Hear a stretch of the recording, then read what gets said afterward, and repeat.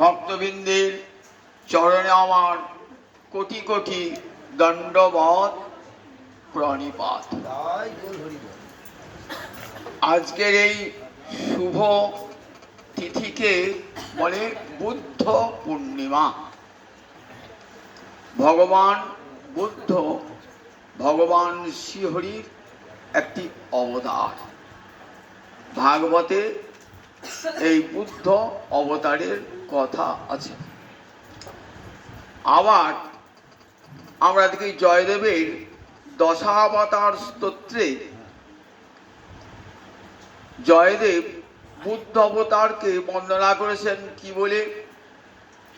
নিন্দসী যজ্ঞবিধে রহহ শ্রুতিজাতং সদয় হৃদয় দর্শিত পশুঘাতং। সদয় হৃদয় দর্শিত পশুঘাত কেশবধৃত বুদ্ধ শরীর জয় জগদীশ হরি জয় জগদীশ হরি জয় জগদীশ। নিন্দসী যজ্ঞবিধে আমরা জানেন কপিলাবস্তু নগরে রাজা শুদ্ধোধনের পুত্ররূপে জন্মগ্রহণ করেছিলেন বুদ্ধদেব। সেই বুদ্ধদেব বাল্যকাল থেকেই ছিলেন কেমন করে মানুষের জরা মৃত্যু ব্যাধি থেকে মানুষকে মুক্তি দান করা যায়, যার জন্য তিনি বসেছিলেন কঠোর তপস্যায় নৈরঞ্জনা নদীর তীরে এক বোধি বৃক্ষের নিচে। আজ এই শুভ দিনটিতেই তার জন্ম, আবার এই দিনই তার বোধি লাভ, আবার এই দিনই তার মহাপরিনির্বাণ হয়েছিল। বুদ্ধদেব আবির্ভূত হয়ে দেখলেন বেদের তিনটে কাণ্ড আছে তো, কর্মকাণ্ড, উপাসনা কাণ্ড, জ্ঞান কাণ্ড। কর্মকাণ্ডে দু একটি যজ্ঞ আছে যেখানে পশু বলির কথা বলা হয়েছে, দু একটি যজ্ঞের ক্ষেত্রে। কিন্তু সেই যজ্ঞে পশু বলি দেওয়ার ক্ষমতা ঋষিদের ছিল। ঋষিরা বৃদ্ধ পশুকে বলিদান করতেন, তাকে আবার জীবন দান করতেন, পুনর্জীবন দান করতেন। কিন্তু কলিকালে সেটা নিষিদ্ধ হয়ে যায়। ঋষিদের সেই ক্ষমতা, কলিকালে সেরকম ঋষিও ছিল না, আর সেই ক্ষমতাও কোনো যাজ্ঞিক ব্রাহ্মণের ছিল না। তাই মহাপ্রভু বললেন না, অশ্বমেধং গবালম্ভং সন্ন্যাসং ফলপৈতৃকং, বলে এই আর দেবরেণ সুতোৎপত্তি কলৌ পঞ্চ বিবর্জত। অশ্বমেধ যজ্ঞ, গোমেধ যজ্ঞ, অশ্বমেধং গবালম্ভং সন্ন্যাসং ফলপৈতৃকং। সন্ন্যাস ধর্ম কলিকালে নিষিদ্ধ, ফলপৈতৃকং মাংস দিয়ে পিতৃসাধ্য, আর দেবরের দ্বারা সুতোৎপত্তি, এই পাঁচটি কলিকালে নিষিদ্ধ। মহাপ্রভু ব্রহ্ম বৈবর্ত পুরাণের প্রমাণ দিয়ে দেখিয়ে দিলেন। কিন্তু সেই কলিযুগে এসে বুদ্ধদেব আবির্ভূত হয়ে দেখলেন যে সেখানে কর্মকাণ্ডী ব্রাহ্মণেরা প্রতিটি যজ্ঞে একের পর এক পশু বলি দিচ্ছে, যজ্ঞের বেদী রক্তে ভরে যাচ্ছে। সেই দিকে তার করুণ হৃদয় কেঁপে উঠল। নিন্দসী যজ্ঞবিধে বলেন, এই যদি যজ্ঞের বিধি হয় তাহলে সেই যজ্ঞকে আমি নিন্দা করি, সেই যজ্ঞ বৃথা, সেই যজ্ঞ ব্যর্থ। শ্রুতিজাতম, তারা বেদের নাম দিয়ে এই যজ্ঞ করত। সদয় হৃদয় দর্শিত পশুঘাত, পশু হত্যা দেখে তার হৃদয় কেঁদে উঠেছিল। তাই তিনি বললেন, এই বেদের যে কর্মকাণ্ড এটাকে আমি স্বীকার করি না, যে এই পশু হত্যাকে স্বীকার করি না, এই যজ্ঞকেও আমি স্বীকার করি না। প্রচার করলেন অহিংসা পরম ধর্ম, সারা বিশ্বে অহিংসা পরম ধর্ম, কোনো জীবকে হিংসা করো না, এটাই ছিল বুদ্ধের বাণী। সেই বুদ্ধের আজ আবির্ভাব তিথি, সেই জন্যে এই দিনটিতে এই যে অহিংস দিবস হিসাবে পালন করা হয়। আর এই তিথিতে আবির্ভূত হয়েছিলেন পরিনির্বাণ হয়েছিল, আবার বোধি লাভ হয়েছিল। কোথায় বসেছিলেন? বোধি বৃক্ষের তলে। আমার দেহটা শুষ্ক হয়ে যাক, শরীরটা ধ্বংস হয়ে যাক, তথাপি আমি তপস্যা থেকে উঠব না। সুদীর্ঘ তপস্যার পর বোধি লাভ করেছিলেন। বোধি মানে জ্ঞান লাভ করেছিলেন, সেই জন্য তার নাম হয়েছিল বুদ্ধ। আসল নাম ছিল সিদ্ধার্থ, পরে গৌতম বুদ্ধ শুধু বুদ্ধ বলে খ্যাতি। এই বুদ্ধের আজ আবির্ভাব তিথি, তাই বুদ্ধ জয়ন্তী। আবার মহাপরিনির্বাণ আজকেই হয়েছিল, আবার বোধিলাভও আজকে হয়েছিল। সেই বুদ্ধ পূর্ণিমা রূপে ভারতবর্ষের সর্বত্র এই দিনটি পালিত হয়। আবার বৈষ্ণবদের কাছেও এই দিনটি পরম আদরণীয়। কেন? এই দিনে আচার্য শ্রীনিবাস প্রভুর আবির্ভাব তিথি। চাকুন্দি গ্রামে গঙ্গাধর ভট্টাচার্যের পুত্ররূপে আবির্ভূত হন শ্রীনিবাস আচার্য প্রভু, যাকে মহাপ্রভুর দ্বিতীয় কলেবর বলা হয়। গৌরহরি, নিতাই চাঁদ, অদ্বৈত প্রভু, শিবাস গঙ্গাধর সব যখন চলে গেলেন, বৈষ্ণব জগৎ শূন্য, তখন আবার আবির্ভূত হলেন এই পঞ্চমহারত্ন। তার মধ্যে শ্রীনিবাস আচার্য প্রভুকে বলা হয় গৌরহরির অবতার। সারা রার বঙ্গে প্রচার করেছিলেন হরিভক্তি, মহাপুর প্রেম ধর্ম প্রচার করেছিলেন। আপনারা জানেন তারই অভিভাবকত্বে খেতুরি, রাজশাহী খেতুরিতে বিশাল বৈষ্ণব সম্মেলন হয়েছিল ১৬শ শতাব্দীর শেষে, বিশাল বৈষ্ণব। এবং সেখানে নেতৃত্ব দান করেছিলেন নিত্যানন্দ প্রিয়া জাহ্নবী দেবী। বিশাল উৎসব হয়েছিল শ্রীনিবাস আচার্য প্রভু। কাটোয়া কাছেই জাজি গ্রামে থাকতেন এই শ্রীনিবাস আচার্য প্রভু। এই শ্রীনিবাস আচার্য প্রভুর কথা অনেকবার বলেছি। আমার গোষ্ঠ অষ্টমী দিন তিরোভাব, সেদিন আবার বলবো। আজকে শুধু শুনিয়ে রাখলাম আজকের দিনটি শ্রীনিবাস আচার্য প্রভুর আবির্ভাব তিথি। সেই শ্রীনিবাস আচার্যের চরণে, ভগবান বুদ্ধের চরণে কোটি কোটি প্রণাম জানিয়ে আজ কিঞ্চিত হরিকথা আস্বাদন করা। গতকাল প্রহ্লাদের কথা শুনেছিলাম। তো শ্রীমদ্ ভাগবতের সপ্তম স্কন্ধ জুড়ে আছে প্রহ্লাদের কথা। এই সপ্তম স্কন্ধে আছে নারদ যুধিষ্ঠির সংবাদ। দেবর্ষি নারদ এসেছেন। নারদ এসে যুধিষ্ঠিরকে বলছেন যে দেখো যুধিষ্ঠির, তুমি জন্মিয়েছো এক মহান বংশে, যে বংশে ভগবান একসঙ্গে আহার বিহার শয়ন পর্যন্ত করেছেন। তোমাদের সঙ্গে ভগবানের এতখানি আত্মীয়তা, এতখানি সৌহার্দ্য আর কোনো বংশেই পায় না। বলে জানো যুধিষ্ঠির, তোমার পূর্বপুরুষের সবার অন্তর ছিল কৃষ্ণ প্রেমে ভরা, আর তুমি সেই বংশেই জন্মিয়েছ। ভগবান শ্রীহরিতে যদি মনটা কোনো প্রকারে বসানো যায়, যে কোনো ভাবে হোক না কেন, বলেন তারা সদ্গতি প্রাপ্ত সে হয়। গীতায় ভগবান শেষ উপদেশ অর্জুনকে, মন্মনা ভব মদ্ভক্ত মজ্জাজি মাং নমস্কুরু। বললেন অর্জুন, তোমার মনটা আমাকে দিয়ে দাও, তোমার মন আর আমার মন এক হয়ে যাক।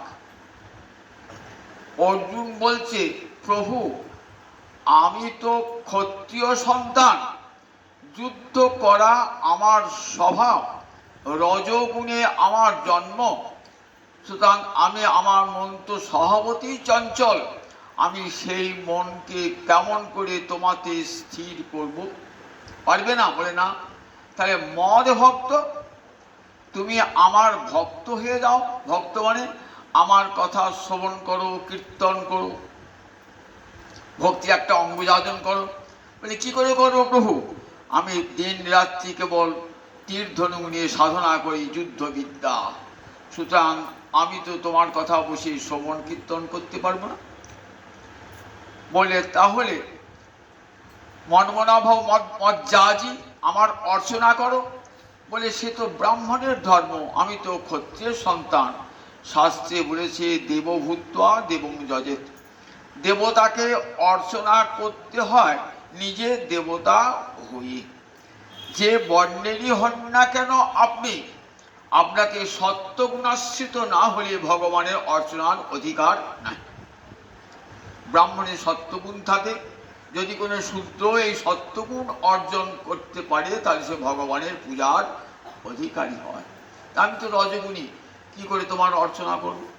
পারবে না। তাহলে মাং নমস্কুরু, আমাকে একটা নমস্কার করবে সকাল সন্ধ্যাতে। হে কৃষ্ণ করুণা সিন্ধু দীনবন্ধু জগৎপতে, গোপেশ গোপিকাকান্ত রাধাকান্ত নমস্তুতে। কি ফল হবে? সত্যং তে প্রতিজানে। দেখুন পরেশ্বরে কি বলছে, প্রতিজানে মানে প্রতিজ্ঞা করা, প্রতিপূর্বক জ্ঞাত ধাতু মানে প্রতিজ্ঞা করা। আমি তোমাকে প্রতিশ্রুতি দিয়ে বলছি, আবার সত্য, আমার কথাটা সত্য বলে মনে রেখো, কারণ তুমি তো আমার প্রিয়জন। কি ফল হবে? মাম এব এষ্যসি, আমাকেই প্রাপ্ত হবে, আমাকেই প্রাপ্ত হবে। তোমাকে সত্য কথা বললাম, প্রিয় সীমে, তুমি আমার একান্ত প্রিয়জন, তাই তোমাকে এই গোপন কথাটি বললাম। শ্রীগীতার অষ্টাদশ অধ্যায়ে উপসংহার বাক্যে ভগবান বলছেন শেষ কথাটি অর্জুনকে। নবম স্কন্ধে একবার বলেছেন, আবার অষ্টাদশ স্কন্ধে আবার একবার বললেন, মন্মনা ভব মদ্ভক্ত মজ্জাজিমাং নমস্কার। মন্মনা, তোমার মনটা আমাকে দিয়ে দাও। এখানে যুধিষ্ঠির বলছেন, দেখো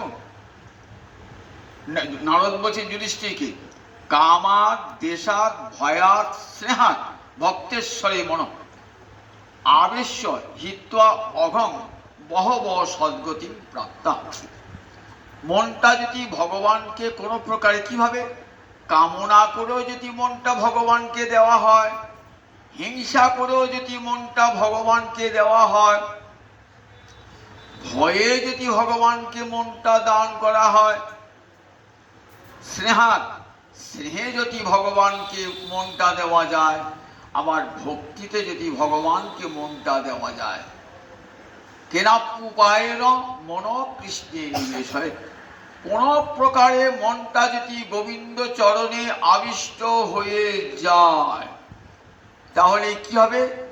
বললেন তাহলে সদ্গতি প্রাপ্ত হবে। কিরকম?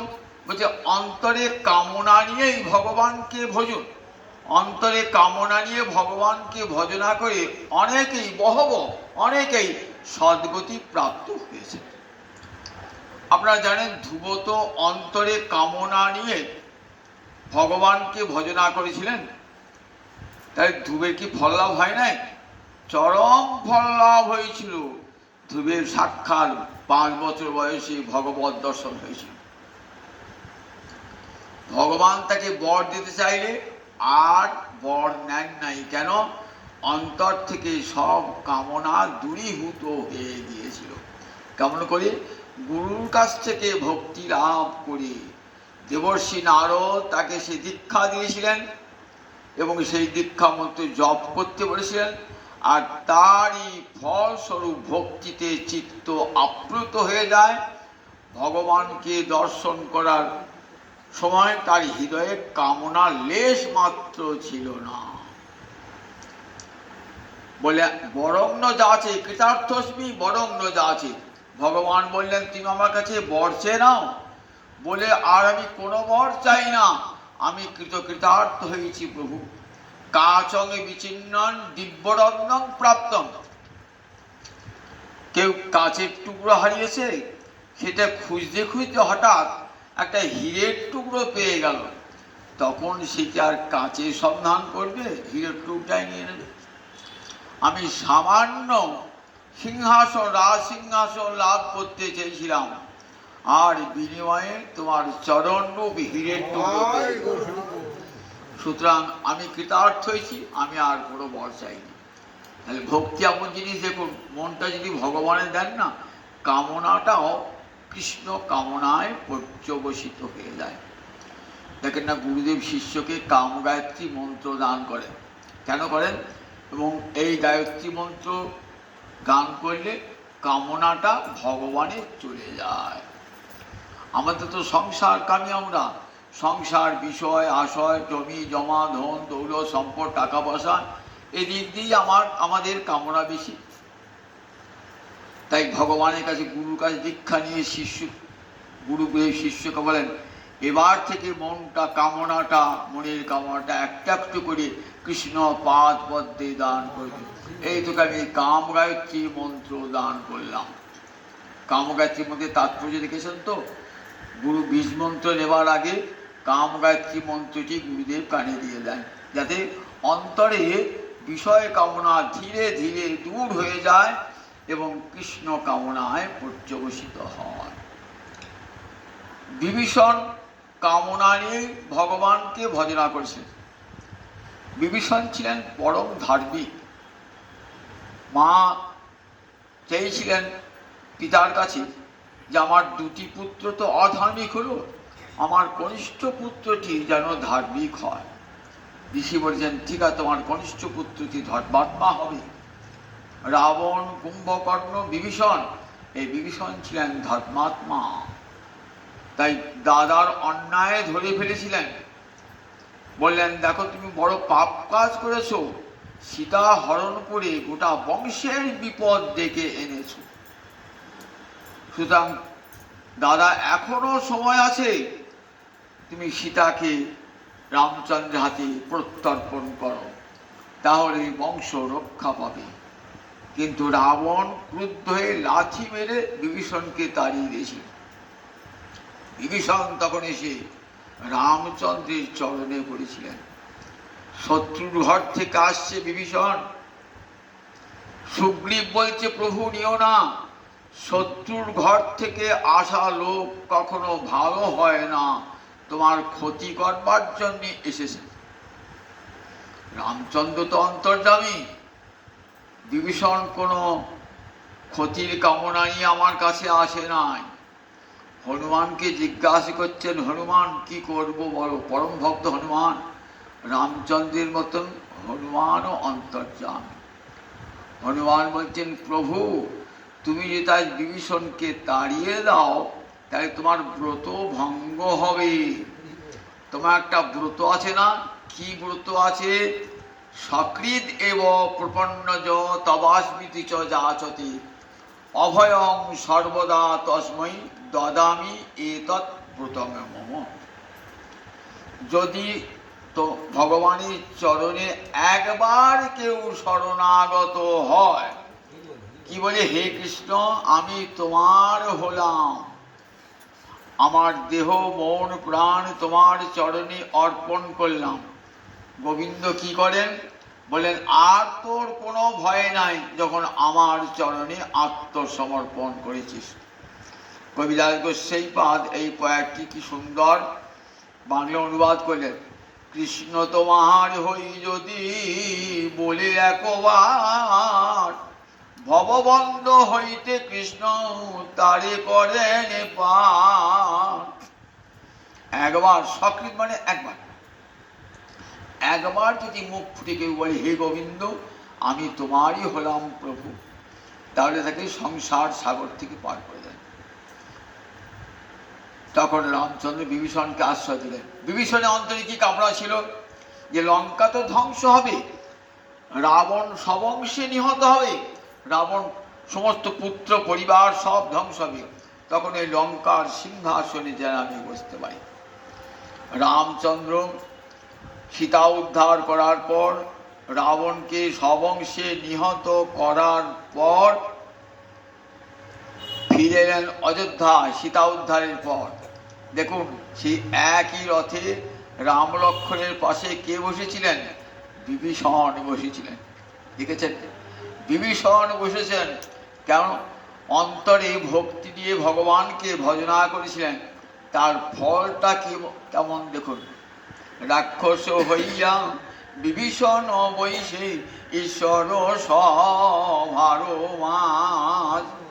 রাক্ষস হইয়া বিভীষণ বৈশে ঈশ্বর সভার মাঝ। অযোধ্যায় এলেন, রামচন্দ্রের অভিষেক উৎসব দর্শন করলেন, ফিরে গেলেন। বর চাও বিভীষণ? বর চাইলেন, বলে আমি তোমাকে বর দিয়ে রেখেছি, এক কল্পকাল তুমি জীবিত হয়ে, এক কল্পকাল তুমি জীবিত হয়ে থাকবে। এখনো জীবিত আছে বিভীষণ, হনুমান যেমন জীবিত আছেন, এখনো বিভীষণ জীবিত আছেন। এক কল্পকাল তুমি জীবন, যতদিন পৃথিবীতে রাম কথা থাকবে ততদিন তুমিও থাকবে, হনুমানও থাকবে। তাই আমরা দেখি দাপর যুগে দেখি, যখন রাজস্ব যজ্ঞ হচ্ছে তখন কৃষ্ণ নানা উপহার নিয়ে এসছেন। কার কাছ থেকে? বিভীষণের কাছ থেকে, ভীমের পুত্র ঘটোৎকচের দ্বারা। দাপর যুগেও রয়েছেন তখন বিভীষণ।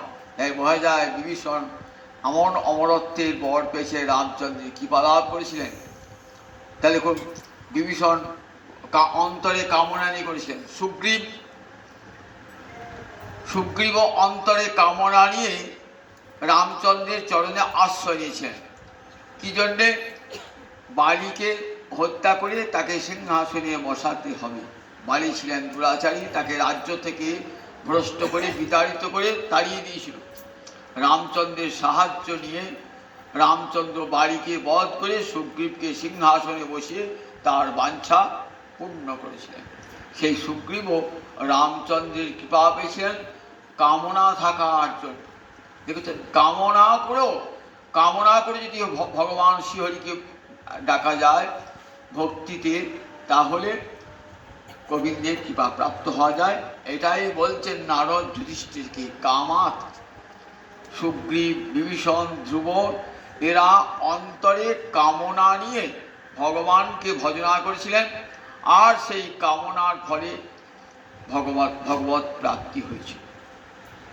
দেশা অন্তরে হিংসা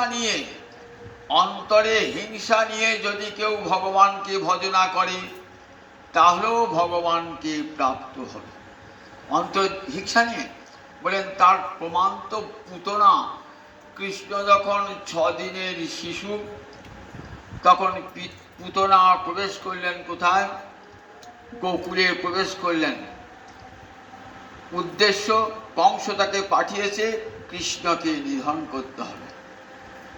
কেমন সেজে, রাক্ষসী সেজে বুঝেতে প্রবেশ করলে হবে না।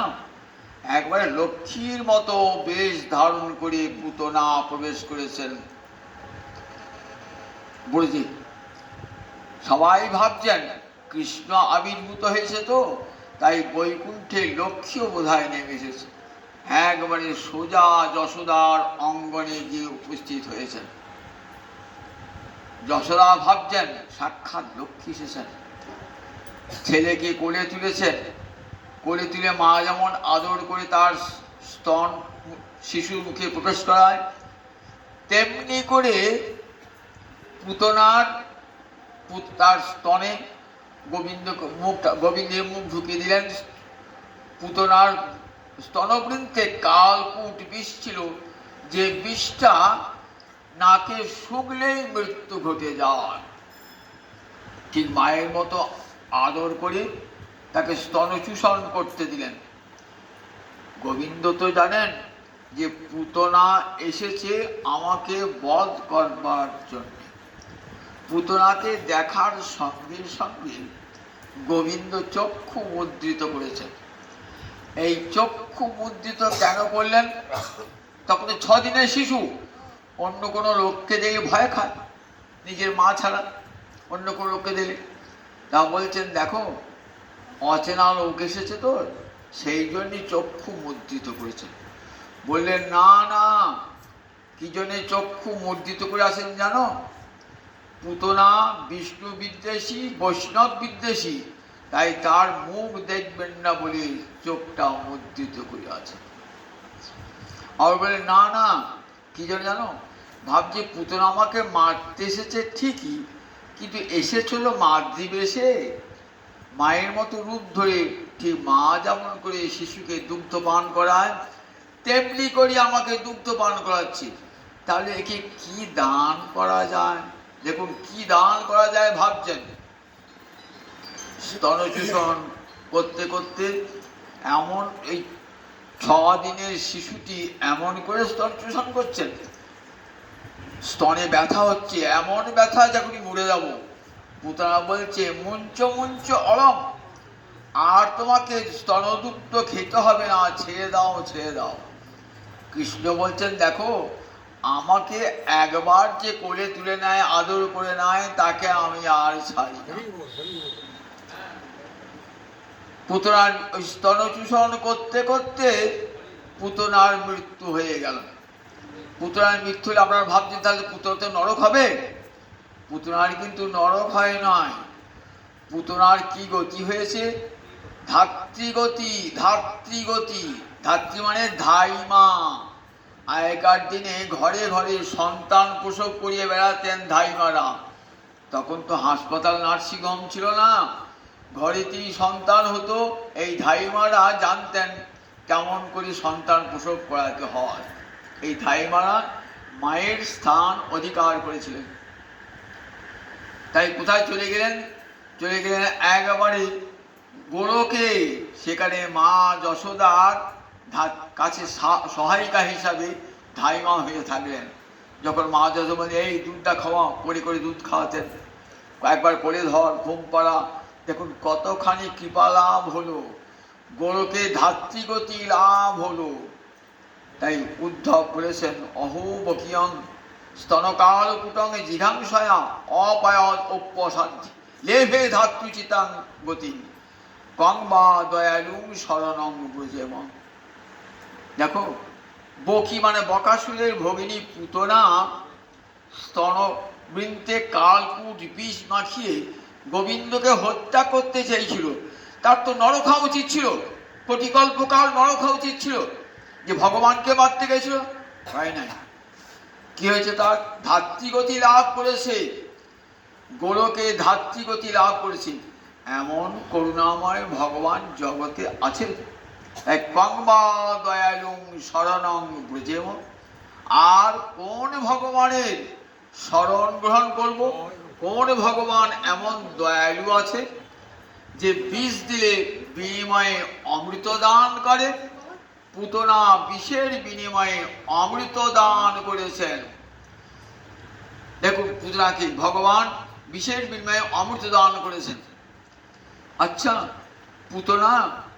পুতনাকে ভগবানের মুক্তি দান করতে পারেন, কি ধাত্রীগতি দান করলেন কেন? দানটা একটু বেশি হয়ে গেল না? ব্যাখ্যাকাররা বলছেন দেখো, কোনো ভোজ বাড়িতে গেলে পরে দেখবেন যারা নিমন্ত্রিত না, তারা কি করে, তারা তাড়াতাড়ি যায় যাতে প্রথম ব্যাচে খাওয়া হয়, অনেক ভালো মন্দ খেতে পারবো বলে, বেশি করে খেতে পারবো বলে। তখন তো কম পড়ে না খাবারে। তা বলছেন পুতনা প্রথম যাত্রী, যদিও তার নিমন্ত্রণ নাই। দেখবেন দাঁড়িয়েতে আমরা বাড়িতে ভোজ খাওয়া তো অনেক রবাহুত, অনাহুত, অনিমন্ত্রিত ব্যক্তি আছেন, যদি শেষকালে আমাদেরকে ডাকে তাহলে কিছু খেতে পাবো বলি। পুতনা সেরকম কৃষ্ণ করুণা বিতরণ হবে তো, যদি আমাকে শেষকালে ডাকে। এমন কোনো লোক মনে করো রবাহুত ভিড়ের মাঝে ঢুকে পড়লো ভোজ বাজে, প্রচুর খেয়ে দিয়ে এলো, এসে বলে হ্যাঁ তোকে খেতে দিয়ে এসছো, বাড়ি থেকে তাড়িয়ে দেন? না, মালিক খুব ভালো, বাবু খুব ভালো, প্রচুর খেয়েছি, ঢালাও খেয়েছি। তখন আশায় আশায় বুক বন্ধ যারা অন্য রবাহুত অনাহুত আছে। ঠিক তেমনি পুতনা প্রথম যাত্রী, যিনি কৃষ্ণ করুণা পেয়েছেন প্রথম। কত পাপি টাপি রাস্তায় দাঁড়িয়ে আছে, হ্যাঁ গো তুমি কৃপা পেয়েছো তো? বলে হ্যাঁ, কৃপার মান ডেকেছে আমার মনে।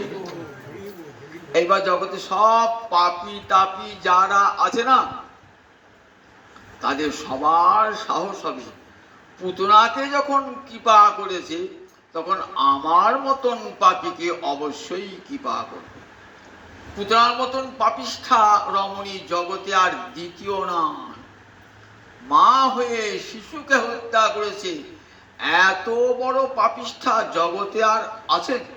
তাকে গোবিন্দ কি করুণা করেছেন দেখুন। এমন করুণাময় ভগবান জগতে আর দ্বিতীয় নাই। তাই পুতনা হিংসা করে পরম গতি লাভ করলো। হিংসা করে রাবণের যারা অনুচর, দেখুন তারা হিংসা করে, রাবণ তো মুক্তি পেলই, আবার রাবণের যারা অনুচর, যুদ্ধ শেষ হয়ে গেছে, যুদ্ধক্ষেত্রে উভয় পক্ষে সৈন্য মরে পড়ে আছে, বানর সৈন্যও মরেছে, রাক্ষস সৈন্য মরেছে। তখন দেবরাজ ইন্দ্র নেমে এসেছে, বলছে প্রভু তোমার সেবা করতে ইচ্ছা। রামচন্দ্রকে বলছেন কি করে সেবা করবো তোমার বলো। তা বলে এই সেবাটা তুমি করো, আমার বহু সৈন্য মৃত হয়ে আছে, তুমি অমৃত বাড়ি বর্ষণ করো যাতে তারা বেঁচে ওঠে। বলে ঠিক আছে প্রভু। অমৃত বাড়ি বর্ষণ করছে স্বর্গ থেকে, তো তা সেখানে বানর সৈন্য রাক্ষস সৈন্য একসঙ্গে মিশে আছে, অমৃতবিন্দু পড়লে পরে সবার উপর তো পড়বে। সবার যখন পড়লো, বেঁচে উঠলো কারা? বেঁচে উঠলো রামচন্দ্রের সৈন্যরা, বেঁচে উঠলো, আর রাবণের সৈন্যরা বেঁচে উঠল না।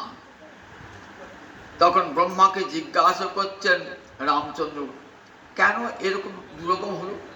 অমৃত বাড়ি বর্ষিত হলো উভয়, রাবণ সৈন্য বানর সৈন্য উভয়ের উপরে, তাহলে শুধু বানর সৈন্যরা বেঁচে উঠল আর রাবণের সৈন্যরা মরে গেল, রাবণের সৈন্যরা বেঁচে গেল কেমন করে? বললেন রাবণের সৈন্য মরে গেল কি করে? তখন বলেন দেখো, রাবণের সৈন্যরা মরে নাই, একবারে মুক্তি লাভ করেছে। আর রামচন্দ্রের সৈন্যরা বেঁচে উঠল কেন? বলে রাবণের সৈন্যরা মরল কেন জানো? রাবণের সৈন্য মরল রামকে মারো রামকে মারো রামকে মারো বলে রামের দিকে এসেছিল। এই রাম শত্রু, রামকে হত্যা করতে হবে, তার জন্যে রাবণের সৈন্যদের মুক্তি হয়ে গেল। আর বানর সৈন্যরা রাবণকে মারো রাবণকে মারো রাবণকে মারো বলেছিলেন, তাই তারা আবার যেমন করে জীবিত হয়ে ফিরে এলো। দেখুন অসুর হয়েও কেমন করে দেশ, গোবিন্দের দেশ বিদ্বেষ থাকলেও মুক্তি পাওয়া যায়। হতারি গতি দায়ক। শিশুপাল তার প্রমাণ দেখুন। শিশুপাল যখন জন্মগ্রহণ করেন না, তখন তার 3টে চোখ আর 4টে হাত। মা ভাজি বাবা এ কি কদাকার ছেলে হলো, 4টে হাত, লোকে কি বলবে, 3টে চোখ। তখন এক দৈবজ্ঞ জ্যোতিষকে ডাকলেন, আমার এই ছেলেটি কেন এমন হলো, কি করে এই 1টি চোখ আর 2টি হাত যাবে? তারপরে শোনো, সমস্ত রাজপুত্রকে ডাকো, যার কোলে বসালে পরে 2টি হাত আর 1টি চোখ চলে যাবে, সেই হবে তোমার পুত্রের হন্তা। সবাইকে নিমন্ত্রণ করলে বসালেন সব রাজপুত্রকে, কিন্তু হাত 4টি থেকে গেল, চোখও 3 থেকে গেল। কৃষ্ণকে নিয়ে এসেছেন, কৃষ্ণের কোলে বসিয়ে দিয়েছেন। যেই কৃষ্ণের কোলে বসেছেন তখন 1টি চোখ চলে গেল, 2টি হাত চলে গেল, স্বাভাবিক হয়ে গেল। তখন তো মা ভাবছেন যে এইবার এই কৃষ্ণই আমার ছেলেকে হত্যা করবে। তখন বলছেন, বাবা আমি তোমার পিসিমা হই কৃষ্ণকে, আমার ছেলেকে হত্যা করো না। দৈবজ্ঞ বলে গেছেন, যার কোলে বসালে 1টা চোখ 2টো হাত চলে যাবে। কৃষ্ণ বলেন 100 অপরাধ ক্ষমা করব, 100র পর আর কোনো অপরাধ ক্ষমা করব না। 100 অপরাধ ক্ষমা করব। যুধিষ্ঠিরের বিশাল রাজস্ব যজ্ঞ হচ্ছে, সেই রাজস্ব যজ্ঞে কৃষ্ণ রয়েছেন। সেই রাজস্ব যজ্ঞে নিয়ম, একটি অর্ঘ্যপাত্র উপহার পাত্র দান করতে হয় যিনি শ্রেষ্ঠ, তাকে যজ্ঞের শ্রেষ্ঠ ব্যক্তিকে। যুধিষ্ঠির ভাবছেন আজকের যজ্ঞের শ্রেষ্ঠ ব্যক্তি তো একমাত্র কৃষ্ণ, কিন্তু বলতে পারছেন না। শিশুপাল তো কৃষ্ণ বিদ্বেষী, বলতে পারছেন না। তখন সহদেব বলছে, এ দাদা চিন্তা করবার কি আছে, আর ভীষ্ম বিদুর সব বসেছে, কিন্তু ভয়ে কেউ মুখ খুলছেন না, শিশুপালের ভয়ে মুখ খুলছেন না। তখন সহদেব বলছে দাদা আজকে কিছু চিন্তার আছে। আজকে বলুন যে যজ্ঞ সভায় শ্রেষ্ঠ ব্যক্তিকে, এই যজ্ঞ সভায় শ্রেষ্ঠ ব্যক্তি হল একমাত্র শ্রীকৃষ্ণ। যুধিষ্ঠির বলছে, ভাই বাঁচাই আমাকে, কৃষ্ণদেব হাততালি দিচ্ছেন, সবাই সমস্যার সমর্থন করেছে। তখন শিশুপাল আর থাকতে পারেন নাই, ক্রোধে গাল দিচ্ছেন। কিরকম গাল দিচ্ছেন? ওরে বংশের কলঙ্ক, তোর পিতা মাতার ঠিক নাই, তুই কোন বংশে জন্ম, সেই বংশের ঠিক নাই। কেউ তোকে গোয়ালা বলে, কেউ তোকে ক্ষত্রিয় বলে, তুই চোর, তুই লম্পট। সেই কৃষ্ণকে আজ শ্রেষ্ঠ অর্ঘ্যপাত্র দিলে? সে একটা রাখাল ছিল, গরু চড়াতো, সে রাজক্ষমতা কি বোঝে? এই বলে গাল দিচ্ছে। আর ভীম জানতো এই কথাটা। ভীম বসে বসে গুনছে কটা গাল হলো, 1 2 3 4 5। থামলে কেন? আল্লাহ, এমনি করে 7 8 9 10, এমনি করে 20 25 30 হতে হতে। থামলে কেন? আবার গাল দাও। আর গাল দিয়ে যাচ্ছে, গাল দিয়ে যাচ্ছে, গাল দিয়ে যাচ্ছে। এই 99 পার হয়ে যে 100 পর্যন্ত ভগবান ক্ষমা করেন, যে 101 যে হয়ে গেল, সঙ্গে সঙ্গে সুদর্শন চক্র শিশুপালকে হত্যা করে। শিশুপালের মুন্ডু আর ধর পৃথক হয়ে গেল, দেহ থেকে একটা জ্যোতি বেরিয়ে এলো। তখন দেখছেন সবাই সেই জ্যোতিটা কোথায় গিয়ে কৃষ্ণ চরণে বিলীন হয়ে গেল। শিশুপালের মুক্তি হয়ে গেল। তাহলে কোন কৃষ্ণ বিদ্বেষী যারা, তাদেরও মুক্তি হয়ে যা। কৃষ্ণকে যদি কেউ দেশভরে মনটা আবিষ্ট হয় ভগবানের চরণে, তাহলে তার মুক্তি পর্যন্ত হয়ে যায়। এমন ভগবান দেখেছেন, কামাত দেশাত ভয়াত, কৃষ্ণকে দেশ করে হিংসা করে কতজনার মুক্তি পর্যন্ত হয়ে গেল।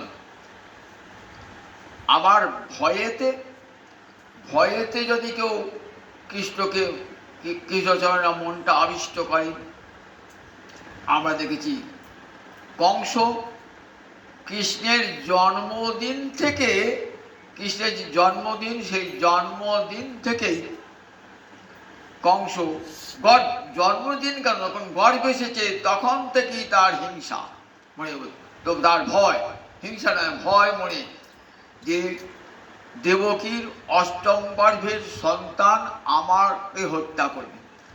তার ফলে সে পরপর 6টি সন্তানকে হত্যা করেছে। সপ্তম গর্ভ চলে গেছে রোহিণীর গর্ভে, সপ্তমটিকে হত্যা করতে পারেন অনন্তদেব, বলরামকে হত্যা করতে পারেন নাই। এইবার অষ্টম গর্ভে কৃষ্ণ এসেছেন তো অষ্টম গর্ভে, কিন্তু অষ্টম গর্ভে যে কৃষ্ণ এসেছেন জানতেই পারলেন না কংস। বসুদেব তার আগেই কৃষ্ণকে নিয়ে চলে গেলেন কোথা? নন্দালয়ে। যখন কংস সারা দিন রাত শয়নে স্বপনে নিদ্রায় জাগরণে, এই আমার শত্রু আসছে, এই আমার শত্রু আসছে, এই আমার শত্রু আসছে, দিন রাত মনটার কোথাও নাই। শয়নে ভোজনে সব সময় কৃষ্ণ চিন্তা, ওই কৃষ্ণ আসছে, এখনই আমাকে হত্যা করবে, এখনই হত্যা করবে, আগে থেকেই কৃষ্ণকে হত্যা করবে। এই অন্তরে এত ভয় কৃষ্ণকে হত্যা করবার জন্য, সে তাই কেমন হয়েছেন, সবাইকে খবর দিয়েছেন যে দেখো কৃষ্ণ জন্মালেই যখন আতুর ঘরে কেঁদে উঠবে তখনই আমাকে খবর দিই। সব প্রহরী আছেন, সব মায়ার যোগমায়া সবাইকে ঘুম পাড়িয়ে দিয়েছেন, সবাই ঘুমিয়ে গেছে। এমন সময়ে কৃষ্ণের আবির্ভাব হলো। বসুদেব কোলে করে নিয়ে কৃষ্ণকে দিয়ে এলেন কোথায়? যশোদার কন্যাটিকে যখন নিয়ে এলেন, তখন আবার যেমন কার তেমনি আবার কেঁদে উঠলেন, শিশুটি কেঁদে উঠলেন, আর প্রহরীরাও জেগে উঠল। দ্বারগুলি আপনা আপনি বন্ধ হয়ে গেল। তখন কংসে খবর দিলেন দেবকীর সন্তান হয়েছে। ছুটতে ছুটতে আসেন কংস। কংস এসে দেখেন পুত্র তো হলো না, অষ্টম গর্ভে পুত্র হবার কথা ছিল, তা তো হলো না, একটি কন্যা হলো। কন্যাটিকে নিয়ে শিলাপৃষ্ঠে আছড়িয়ে ফেললেন। তিনি তো মহামায়া, যোগমায়া, উপরে উঠে গেলেন, অষ্টভুজা মূর্তি ধারণ করে বললেন, দেখো তোমার হন্তা কোথাও না কোথাও জন্মেছে। তখন থেকেই কংস কেমন করে কৃষ্ণকে বিনাশ করা যায় কত চেষ্টা করেছেন, একে একে অসুর পাঠাচ্ছেন। যাও অঘাসুর, তুমি গিয়ে ওই নন্দালয়ে গিয়ে ওই বুঝে গিয়ে যত শিশু দেখবে না, 10 দিনের কম 10 দিনের বেশি সব শিশুকেই হত্যা করে। অঘাসুর কি করেছেন? অঘাসুর সাপের বেশ ধরে আছেন। সাপের বেশ ধরে তখন কৃষ্ণ সখাগণের সঙ্গে গোচারণে যাচ্ছেন। সবাই ভাবছেন এই বৃন্দাবনে আবার এটা কি এলো রে, এত বড় সাপ তো দেখি নাই। সবাই ভাবছেন না না সাপ নয়, দেখো এটা আমাদের খেলার সামগ্রী, আমাদের সুদ খাওয়া হবে। দেখেন না জীবটা বার করেছে, বিরাট জীব বার করে দিয়েছে, ঠিক ছেলেরা সুদ খায় এরকম করে দিয়েছে। আর একটা ঠোঁট একবারে উপরে আর একটা ঠোঁট নিচে, দেখতে পাচ্ছে না, জীবটাই দেখতে পাচ্ছে। চল চল আমার খেলা আমাদের খেলার বিষয়। আর গোবিন্দ ভাবছেন ওটা তো অঘাসুর এসেছে, বকাসুরের ভাই এসেছেন, তো অঘাসুর এসেছে, তাই আমার সখারা যেন না ঢোকে।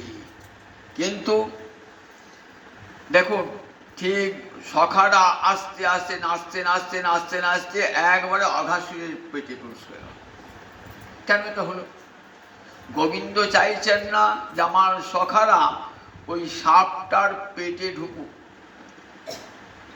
কিন্তু যোগমায়া চাইছেন আজ অপূর্ব লীলা করবেন। যোগমায়া চাইছেন সখারা ঢুকুক, নইলে তো লীলা হবে না।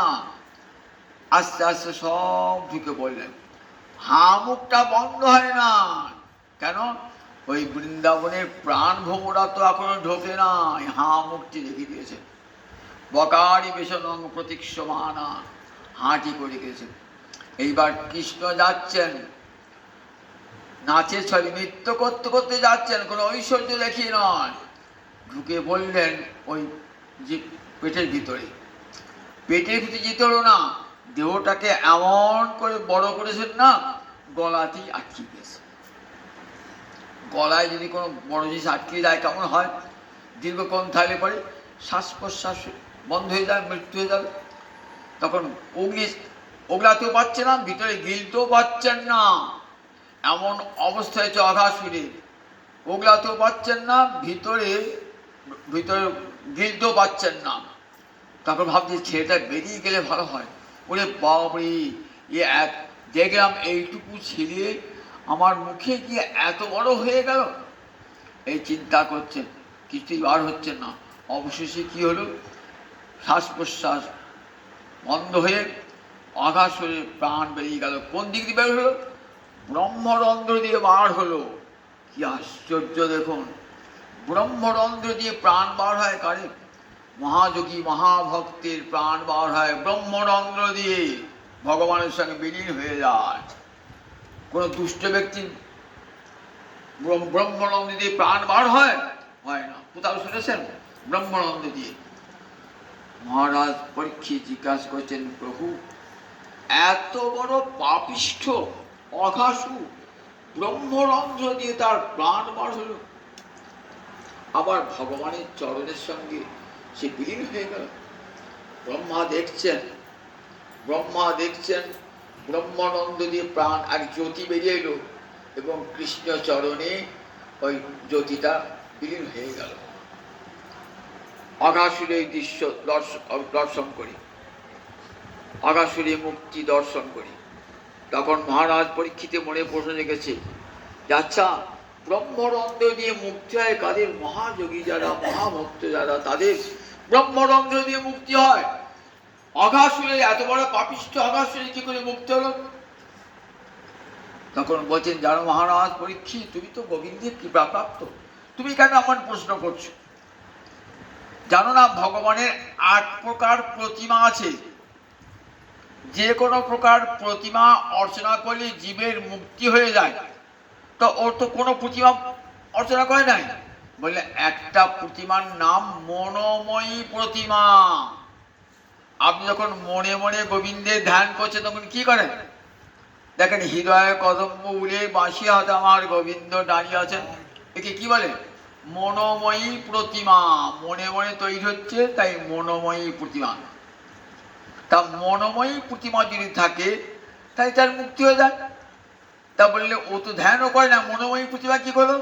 বলে দেখো, যার মনোময়ী প্রতিমা অন্তরে ধ্যান করলে মুক্তি হয়ে যায়, আর সাক্ষাৎ সেই প্রতিমা যদি সাক্ষাৎ বিগ্রহ যদি ঢোকে, তার মুক্তি হবে না? সাক্ষাৎ গোবিন্দ ঢুকেছেন, কোনো প্রতিমা নয়, সাক্ষাৎ বিগ্রহ স্বরূপ ভগবান ঢুকেছেন, তাহলে তার মুক্তি হবে না? তাই অঘাসুরের মুক্তি হয়ে গেল। ব্রহ্মা ভাবলেন, এই কি আমার আনার ঠাকুর নাকি? কালো ছেলেটি ভাবছিলেন কি করে হবে, গরু চড়ায়, রাখাল দিয়ে এঁটো খায়, বাঁশি বাজায়, এই কি আমার ভগবান হবে? এরপরে ব্রহ্মময় লীলা হয়েছিল। তাই বলছেন, নারদ বলছেন, দেখো, কামাত দেশাত ভয়াত, ভয়াত বলে স্নেহাত, আবার ভালোবেসে ভগবানকে স্নেহ দিয়ে মুক্তি হয়ে যায়। কিরকম? কুন্তী তার উদাহরণ। কুন্তী কত ভালোবাসতেন ভগবানকে, প্রাণ ভরে ভালোবাসতে, পিসিমা ছিলেন তো, অন্তরে কত ভালোবাসা। যখন পাণ্ডবগণকে কেমন করলেন, একবার নিষ্কণ্টক রাজ্য দান করলেন, সব শত্রু বিনাশ করে নিষ্কণ্টক রাজ্য দান করলেন। দান করে এইবার দ্বারকায় ফিরে যাবেন। পিসিমাকে প্রণাম করে এসে বলছেন, পিসিমা, এবার আমাকে বিদায় দাও, তোমার ছেলে তো রাজা হয়েছে, এবার আমি চলে যাই। পিসিমা কাঁদতে কাঁদতে বলছেন, আমি তো চাই নাই যে আমার ছেলে রাজা হোক আর তুমি আমার ছেলেকে ত্যাগ করে চলে যাও, আমি তো চাই নাই। তাহলে এখন তুমি কি চাও? আমি চাই তুমি আমার কাছে থাকো, আমার পাণ্ডবদের বিপদ আসুক, আবার পাণ্ডবরা বনে বনে ঘুরে বেড়ান, দেখো পাণ্ডবদের সব দুঃখ দূরে যাবে, তুমি কাছে কাছে থাকলে পারে। কি প্রার্থনা করছেন? বিপদ সন্তুতা সস্বৎ তত্র তত্র জগৎগুরু, বিপদ সন্তুতা সস্বৎ তত্র তত্র জগৎগুরু। বলছেন, আমি তো সম্পদ চাহি না প্রভু, সেই বিপদ আসুক এবারে এবারে, যে বিপদে তোমার দেখা পাবো হরি, সেই বিপদ আসুক আমার এবারে এবারে। বারবার বিপদ আসুক। সম্পদে যদি কৃষ্ণ হারাতে হয়, তাহলে সে সম্পদ আমি চাই না। আমার ছেলে রাজা হয়েছে আর তুমি চলে যাবে, তোমাকে হারাতে হবে? আমি কি রাজ্য চেয়েছিলাম? আমি তো তোমাকেই চেয়েছিলাম। কাজে আমার আবার বিপদ হোক, বিপদ ভগবানের কাছে সবাই কি চায়? আমার বিপদ দূর হয়ে যাক, সম্পদ হোক, সবাই তো চায়। আর কুন্তী কি প্রার্থনা দেখুন, কুন্তী বলছেন, না, আমার যেন জন্মে জন্মে সেই বিপদ হয় যে বিপদ আমি গোবিন্দের দর্শন পাবো, বিপদ ভঞ্জন মধুসূদনের দর্শন পাবো, সেই বিপদ আমার বারবার হোক। বিপদ আমার বারবার হোক।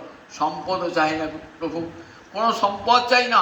যে সম্পদে, যে সুখেতে গোবিন্দকে ভুলতে হয়, সে সম্পদ ধিক্কৃত। ভক্তের কাছে সেই সম্পদ ধিক্কৃত।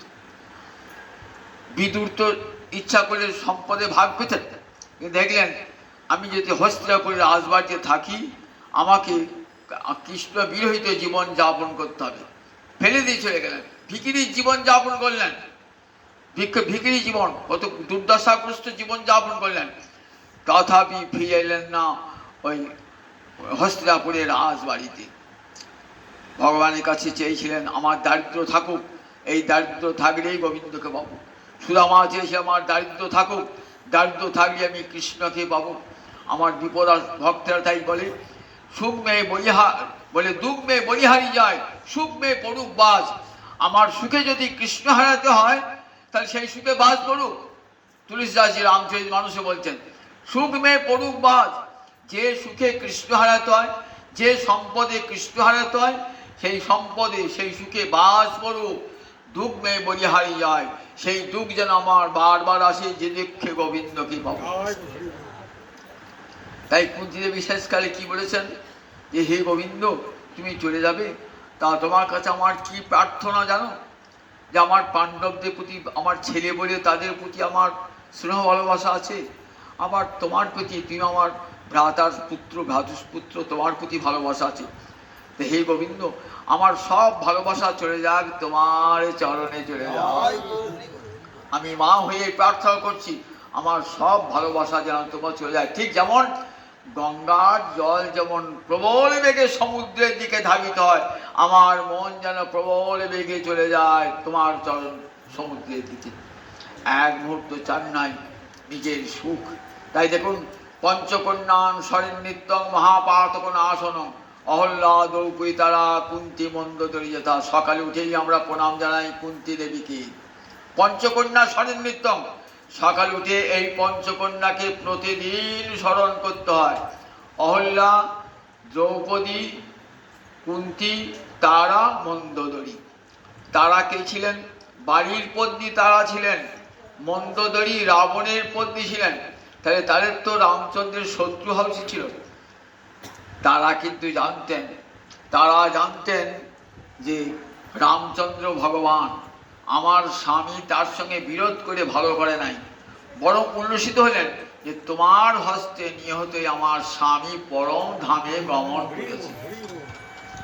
তাই দেখবেন বাড়ির মৃত্যু সময় রামচন্দ্রকে নিন্দা করতে এলেন, রামরূপ দর্শন করে মোহিত হয়ে গেলেন তারা। মন্দোদরী, তার স্বামী বিনষ্ট হয়েছে, কিন্তু মন্দোদরী ভগবানের কাছে প্রার্থনা যে রামচন্দ্রকে, আমার স্বামী তোমার হস্তে নিহত হয়েছে, তার তো মুক্তি লাভ হয়ে গেছে, তোমার চরণে যেন আমার সুনির্মলা ভক্তি থাকে। অহল্যা রামচন্দ্রের চরণ স্পর্শে অহল্যার মুক্তি ঘটেছে। দ্রৌপদী তো বরাবরই কৃষ্ণ ছাড়া কিছুই জানতেন না, গোবিন্দকে চরণে আত্মসমর্পণ করেছেন। এই পঞ্চকন্যাকে তাই কৃষ্ণ চরণে এই ভক্তিমতী, এই পঞ্চকন্যাকে তাই স্মরণ করতে হয় সকালে উঠেই। অহল্যা, দ্রৌপদী, তারা, কুন্তি, মন্দোদরী যথা।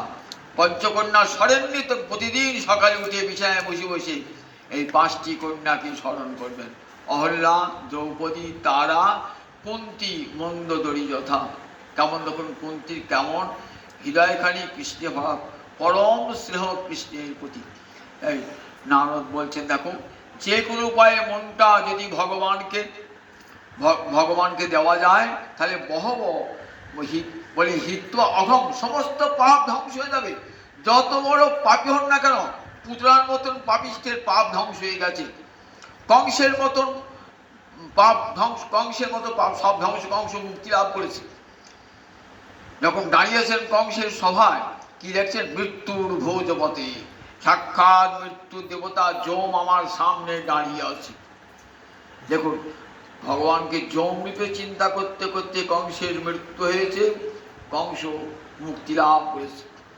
হতারি গতিদায়ক, আগে হত্যা করেছেন, হত্যা করে পরম গতি দান করেছেন। এখানে নারদ বলছে যুধিষ্ঠিরকে, কামাত দেশাত ভয়াত স্নেহাত ভক্তেশ্বর। আর ভক্তিতে যদি ভগবানের মন আবিষ্ট হয়ে যায়, তাহলে সদ্গতি লাভ হয়ে যায়। সবশেষে বলেন ভক্তা ঈশ্বরী মন, মনকে আবিষ্ট করতে ভক্তিতে।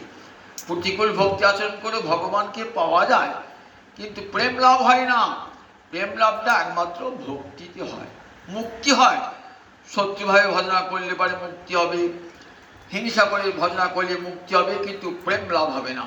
প্রেম লাভ হয় একমাত্র ভক্তিতে, ভক্তিতে। তাই ভক্তা ঈশ্বরী মন, যদি ভক্তির দ্বারা মন গোবিন্দ চরণে আবিষ্ট হয়ে যায়। তাই সব শেষে বলেন ভক্তি, কাম দেশ এগুলো হিংসা ভয় দেখিয়ে বলে ভক্তা, বলে ভগবানে মন সন্নিবেশ করলে পারে ভক্তিতে, ভগবানের শ্রীচরণে প্রেম লাভ হয়ে তার প্রেম সেবা লাভ হয়ে যায়। মহাপ্রভু এই প্রেম ভক্তি দান করবার জন্যে মহাপ্রভুর আগমন।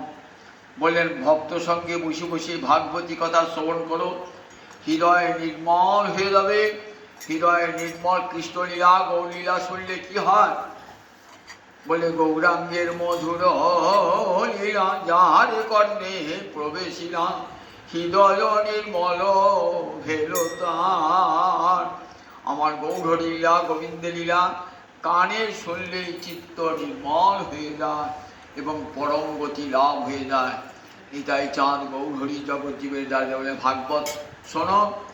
আর হরে কৃষ্ণ কৃষ্ণ কৃষ্ণ হরে হরে, হরে রাম রাম রাম হরে হরে। এই মহামন্ত্র জপ করো। জয় নিতাই জয় নিতাই জয় নিতাই। জয় জয় রাম